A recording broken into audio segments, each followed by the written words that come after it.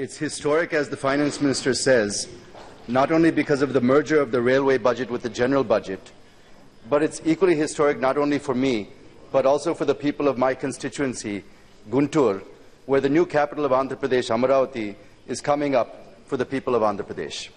It's historic because the Honourable Finance Minister made a historic announcement in paragraph 150 of the budget exempting farmers and other persons who have given more than 32,000 acres of land voluntarily from the capital gain tax on a call given by the CM of Andhra Pradesh, on whom they have full faith and confidence. And the announcement of the Finance Minister has really reinvigorated that confidence and faith of people on our beloved CM, which I had seen personally when I visited my constituency the very next day after the presentation of the budget. So all credit, sir, goes to the Honourable Prime Minister and the Finance Minister and the Chief Minister of our state, and the people of Guntur will remain ever grateful to all of you, sir. Sir, in short, the Honourable Finance Minister outlined his budget in 2 words: Tech India. That is, transform, energize and clean India. This agenda seeks to transform the quality of governance and quality of life of our people, energize various sections of society, especially the youth and the vulnerable, and enable them to unleash their true potential, and clean the country from the evils of corruption, black money and non-transparent political funding. I congratulate the Finance Minister for taking various measures which helps in bringing down inflation from 6% to 3.4% at the end of December last. Current account deficit from 1% last year to about 0.3% in the first half of 16-17. Various monetary agencies have also said that India is a bright spot and projected a healthy growth rate of over 7% in the coming 2 years, and healthy 36% increase in FDI inflows in the first half of 16-17 when compared to previous year, despite 5% reduction in global FDI flows. These measures have certainly helped the Finance Minister to make this budget more poor, farmer and middle class friendly, which is the objective and slogan of the government, sir. Sabka Saath, Sabka Vikas. Before touching upon some of the issues relating to the budget, I would say that the people of Andhra Pradesh were expecting an announcement either in the budget or in the President's address of giving legal backing to the special development package announced by the Honourable Finance Minister last September. I hope while replying to the debate, the Finance Minister certainly throws some light on this. Secondly, there are some issues which are to be implemented as per the mandate given under the AP Reorganisation Act. I wish to touch upon some of them and request the Honourable Finance Minister to please ponder over those issues and take positive action without any further delay. The first, sir, is about the revenue deficit of the residuary estate of Andhra Pradesh. When AP was divided, the revenue deficit was 16,000 crores, and a report to this effect was also submitted by the Governor to the Government of India. And the Reorganisation Act mandates that the Government of India should fill this gap. So far, Government has given just 3,795 crores. We want to know when the remaining 12,205 crores are to be released to Andhra Pradesh, sir. I am given to understand that Government of India is putting queries by saying that the AP government is giving pensions and implementing farm loan waiver. But I am sure the Finance Minister will understand that this deficit is from 2014-15, and during that period, neither were there any enhanced pensions nor any farm loan waiver schemes in that year, sir. And I remind him of his statement. Each paisa or rupee of this revenue deficit is going to be paid to AP, and we will continue to pay that. Is a statement of the Finance Minister, sir. So it's not fair to stop money based on irrelevant queries or on one pretext or another. Please let us know when this 12,205 crores will be released to Andhra Pradesh, sir. The second is about the apportionment of tax areas and refunds. Sir, Section 50 and 51 of the Act confer the right to recover tax areas and loans as on the appointed day, 2nd June 2014. But here there is a problem. These two sections mandate to collect areas and refunds on the basis of geographical area, and Section 56 talks of sharing of liability on the basis of population. So there are two different yardsticks for tax areas and for refunds. This is absolutely anomalous, and we have been demanding to rectify this. Because of this anomaly, AP is losing 3,820 crores, and CMO Andhra Pradesh has also written letters to this effect, with the latest one being last October, sir. But I don't know what has happened to this, and I want to know when the Government of India will rectify this and save AP from the loss of 3,820 crores. The third, sir, is regarding the special development package for the backward regions of Rayalaseema and North Coastal Andhra. The assurance was that the development package was to be on the lines of the KBK in Odisha and Bundelkhand regions in MP and UP. But Government of India is washing of its hands by giving just 50 crores to each district for 3 years, and it will be extended for 3 more years. What kind of development can be taken up with such a small amount, sir, for an entire district? We are not asking anything extra. We are only asking to fulfill the assurance which says that the development package should be on the lines of KBK and Bundelkhand. So without any further delay, I request the Finance Minister to also announce this, because 7 out of 13 districts in my state are covered under this, sir. The fourth, sir, is regarding Polavaram. I sincerely appreciate the Government of India is bearing 100% expenditure for this project. But here, under the package, Government of India is silent whether it is going to pay any money for rehabilitation and resettlement of those that are displaced. Since the Honourable Finance Minister himself announced this, I ask him to clarify whether the Government of India will bear the entire burden of Polavaram, including R&R expenses. If not, please give us the reasons why, sir. Sir, the Honourable Finance Minister is on record saying in September 2016 that the Centre has decided to give AP a special assistance measure that will be equal to the benefits of the state would have got under special status. We felt very happy and accepted this, assuming that AP would get benefits equal to special category status, if not more, sir. But when I closely looked at it, I thought some aspects were left out, and I wish to bring those issues through this platform to the notice of the Finance Minister and request him to please add them to the special development package. They are, sir, 1, period of package should be extended from 5 years to 10 years, sir. We need at least 10 years to establish a level playing field for our state. So the period of the package, please extend it from 5 years to 10 years, sir. Second, sir, please implement Section 46(2) of AP Reorganization Act, which mandates that the Government of India giving grants, incentives in the form of special development package for Rayalaseema and Northern AP on the lines of the package given to Bundelkhand and KBK districts, sir. Number 3, need to give incentives to industries in the form of tax concessions such as service tax, income tax, excise duty, as has been given to Himachal Pradesh and Uttarakhand. We have been given some incentives, sir, but I feel they're not sufficient, and we've been promised that it should be online with Himachal Pradesh and Uttarakhand. GST implementation may affect those states also. However, the same way that the Centre will treat those states after GST is rolled out, we request that even Andhra Pradesh should be given the same treatment, sir. Yes. Sir, we need to Section 94(3) mandates the Government of India should build will be building a new capital. The people's capital of Amaravati in its full form will require 3 lakh crores before we're done, sir. No allocation has been made in this year's budget so far. The Chief Minister of Andhra Pradesh also requested to permit Andhra Pradesh to raise 0 coupon bonds and tax-free bonds for capital development and exemption for tax for investments in Amaravati infrastructure. He also asked for 20,000 crores in this budget, sir. But the Finance Minister has disappointed us on this front. So I request the Finance Minister to make an announcement in this regard when he replies to the debate. Just a minute, sir. The Chief Minister of Andhra Pradesh has been requesting, and even I had raised the issue of increasing the FRBM limit from 3%, sir. It is good that the FRBM Review Committee submitted its report and has recommended for an escape clause for deviation up to 0.5%. But, sir, a mere 0.5% would be of no use for a state like Andhra Pradesh, which is reeling under severe financial constraints. Earlier also I had requested on this very floor to increase the limit to at least 5%, sir, for the special development package period, so that Andhra Pradesh gets an elbow room to address some important areas of economy. Sir, in the second Sunrise Andhra Pradesh Investment Summit held at Visakhapatnam, resulted in signing of 665 MOUs envisaging an investment of 10.5 lakh crores with an employment potential of 22.3 lakhs crores, sir.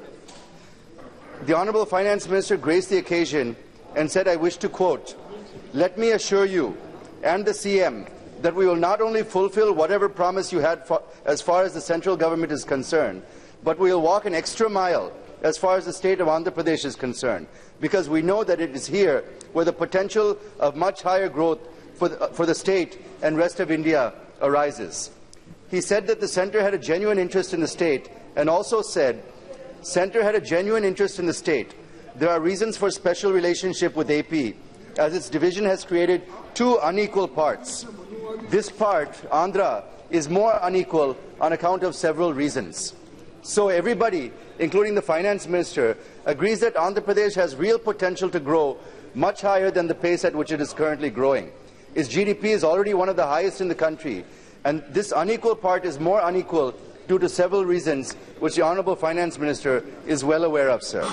So all I urge is to make AP as equal part and equal partner in the growth trajectory of the country, sir. So a few suggestions on the budget, and then I'll conclude, sir. Now I come, sir, please, sir, just 2 minutes, sir. Now I come back to touch upon some of the issues relating to the budget. Sir, I've been disturbed so much, sir, you can please give me a couple of extra minutes, sir. This last letter of TEC in India is C, which it aims to be clean, the country from evil of corruption, black money, etc., sir. I appreciate the efforts of the Finance Minister and Prime Minister to fight corruption, but I only suggest that don't be selective and don't use it as a political tool, sir. Only if corruption is fought consistently and going after all types of corruption without harming or troubling the poor and downtrodden will we earn the trust of the nation, sir. Secondly, the focus should be on ensuring fraud doesn't creep into the financial system. Viewing the ongoing experience with the demonetization exercise, it becomes clear that many cases of fraud have crept into the system, and one glaring example is flow of illegal money into Jan Dhan accounts. The Finance Minister aware that nearly 50,000 crores deposited in 48 lakh Jan Dhan accounts during demonetization, sir. Secondly, banks themselves have involved in nefarious practices and exchange of withdrawn money with legal, which runs into lakhs of crores. From my interactions with people of my constituency, in urban and rural, with people waiting in lines, with bank officials, with vendors, and with industry, everybody has suffered, sir. Everybody was inconvenienced. Not a single person in the country was unaffected, and the after tremors are still being felt. But everyone I spoke to has supported this move, sir. We had lost in the entire last session in Parliament due to disruptions from opposition parties. They shouted from the top that the entire country was victimized due to demonetization. I am surprised because not even 1%, apart from the opposition parties, have opposed the Prime Minister's move, sir. But the reason that they support this move is because they want to see India of our dreams, a developed, corruption-free, poverty-free, productive, inclusive, peaceful and happy society. I hope and I'm confident that this budget and coming measures of Government of India will take us to that, sir.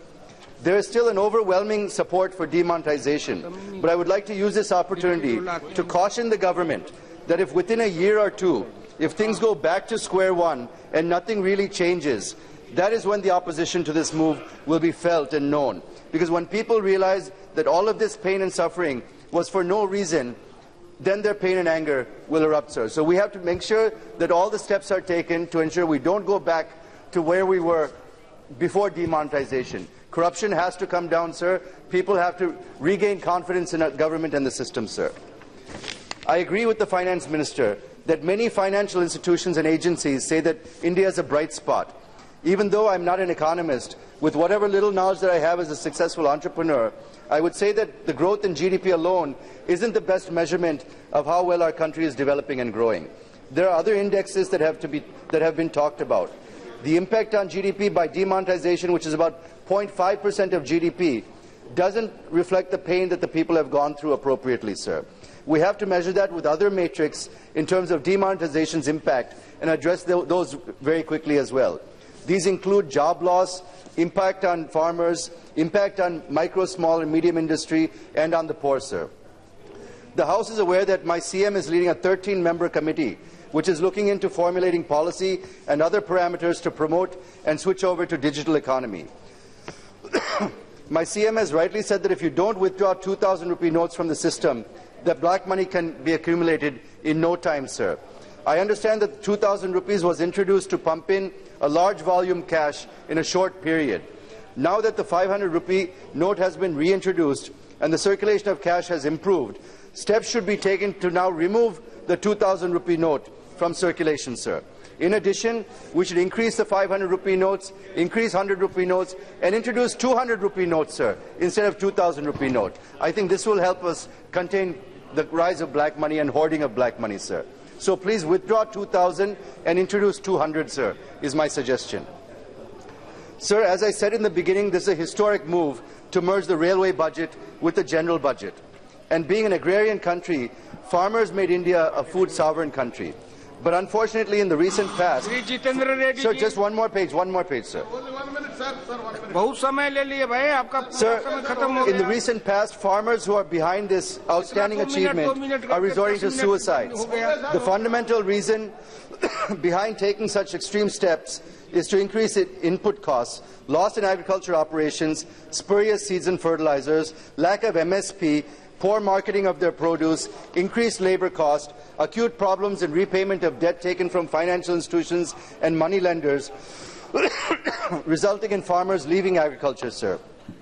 To address this, for the first time in the country, our visionary leader, Sri Chandrababu Naidu Garu, has decided to have a separate budget for agriculture and allied sectors from last 2 years to make them profitable and sustainable, and to extend a helping hand to our rural economy, to regain its lost glory and finally make farmers profitable, sir.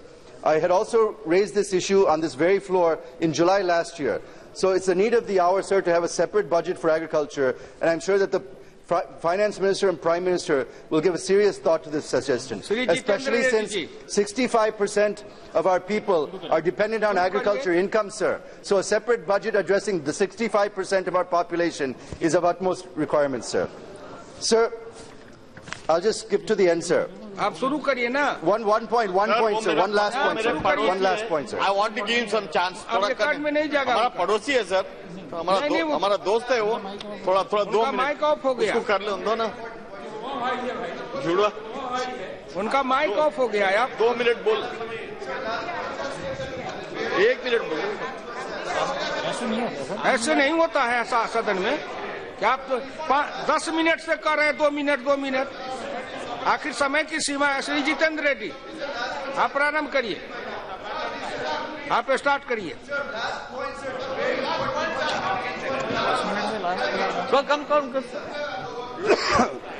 Sir, there should have been some announcement to counter the above in the budget. But the country is disappointed that the budget has not addressed how India is going to counter the new executive order issued by President Trump on H1B1, which impacts the country and in particular threatens our supremacy over services in the world, sir, most particularly in the US. Mr. Narayan Murthy is on record saying that IT companies cannot fight with governments, sir. So it's up to us. I sincerely thought that the Finance Minister announces measures to encourage big IT companies like Infosys, TCS, Wipro, Tech Mahindra, HCL, etc., to set up bigger operations in the country, which will achieve twin objectives of offsetting additional costs that they may incur in US and provide opportunities for the Indian jobs lost abroad, sir. I hope that he would announce this when he replies in the budget, sir. Sir, there's a lot of emphasis on rural India in the budget. And the PM Sansad Adarsh Gram Yojana is a pet project of the Prime Minister, and unfortunately it's not doing well. If one looks at Phase 1 and Phase 2, this becomes clear that MPs are now not willing to adopt any more villages, sir. It is because there's lack of funding with them to take up the works. MP-led funds are very less to develop one entire district, sir. So I suggest for consideration of FM and PM to create a separate fund called Village Lads or Village Local Area Development Funds and provide at least 1 crore every year to the MP to develop the model villages, sir. Thank you, sir, for giving me this opportunity. Mallikarjun जी कह रहे थे